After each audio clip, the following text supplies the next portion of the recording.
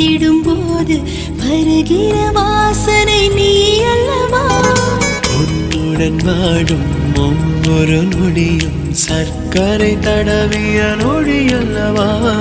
கல்லும் மண்ணும் வீடுகள் இல்லை. ஓ அன்பின் வீடே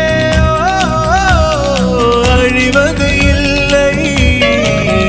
வெறும் தரையில் படுத்துக் கொண்டு விண்மீன் பார்ப்பது யோகமடா. உன் மடியும் இருந்தால் வாழ்க்கையில் எதுவும் தேவை இல்லையடி.